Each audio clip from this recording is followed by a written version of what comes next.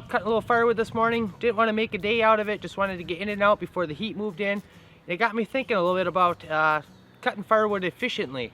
I thought I would talk about that a little bit today. Before we start off, one thing you want to do is make sure you keep safety at the top of your list. There's no point in racing around trying to get things done all quickly and end up injuring yourself.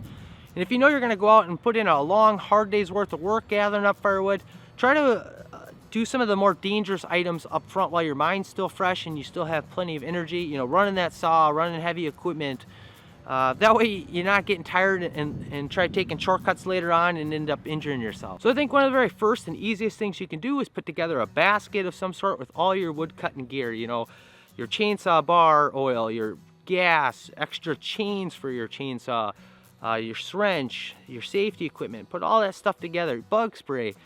That way you're not getting out in the field and you're halfway into your project and getting attacked by mosquitoes, or you end up nicking your chain or something, and now your whole day is shot. Speaking of equipment, equipment can make a considerable difference. You know, obviously you gotta stay within your budget, and I mean, the ideal thing is to go out there and get one of those wood processors that cuts and splits and does everything for you, but I think the average man is not going to be able to afford that or justify the cost of that. I mean, if you're running a tree cutting service business, it's a little easier since you're making money off of that. But you know, equipment makes a big deal. You know, having a reliable saw, if you're spending, you know, 10-15 minutes every time you need to start that thing to get it going, you know, it might be worth a little extra time and energy to address that carburetor issue, or go take that saw into a shop and get tuned up. Save yourself a lot of time. One thing that made a pretty big difference for me is last spring we ended up getting a wood splitter, and that shaved a considerable amount of time out of my processing. Another thing to think about with the chainsaw, oftentimes the shorter your bar is, the faster to actually cut. For us, a lot of our trees are 14 to 16 inches across. That's not around, but across. So it oftentimes doesn't make sense for me to run around with a 20-inch bar on my chainsaw. One, it tires me out a little bit quicker, and two, it just cuts just a little bit slower. Not a ton, but it does cut a little bit slower.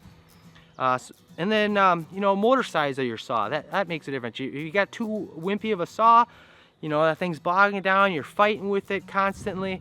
But at the same time, on the other end of the spectrum, you know, say I was running a Steel MS 880 or something, just this beast of a saw, it's gonna wear me out a lot quicker. You know, it'll just cut my day shorter because I tire her out a lot quicker. So one piece of equipment that I often take for granted is actually my trailer. It's at a relatively decent height. It's about my waist high with the sides on it. It's very easy for me to load and unload wood out of that versus my truck. When I load up a full truckload of wood, I end up having to climb in there. It's just a lot more monkeying around. You know, it's kind of like holding a car battery. It's a whole lot easier to hold the car battery at your side than hold the car battery out at shoulder height. So with that trailer, it just saves me a lot of time and energy getting it loaded and unloaded versus on my truck.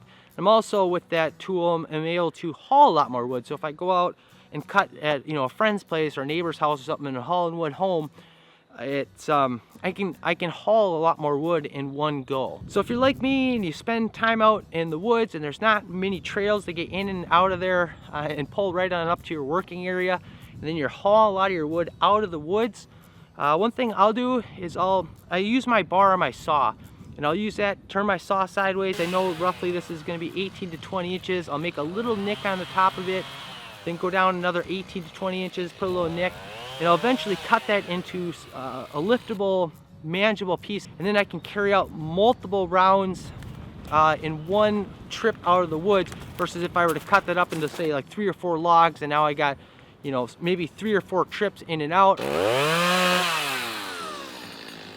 Try to stay as local as possible. That way you're spending less time in traveling back and forth to the location, you're spending less gas money, and you're also reducing the risk of spreading pests and diseases to your trees. You know, for example, oak wilt, or Dutch elms, or, you know, the ash borer, or the pine beetle. So obviously you can save yourself a lot of time by moving that wood as little as possible. I always need to reevaluate myself on this. I find myself making mistakes in this area quite often.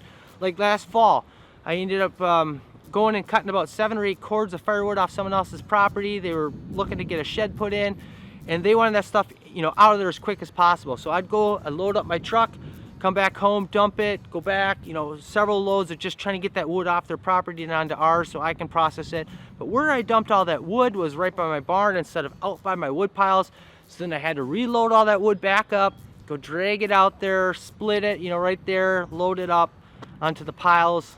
So just, you know, little simple things like that, you know, evaluating how much you have to handle that wood. Try to get that wood right to your splitting area if you can, you know, right off your truck or trailer onto the splitter, and right off the splitter right onto that wood pile. Figuring out where you're spending your time can make a pretty big difference, and then you can address some of those things. So if you got tips or ideas to share, I encourage you to leave them in the comments below. I learn from you guys, other people can benefit from it, so if you got something to share, please leave it in the comments below.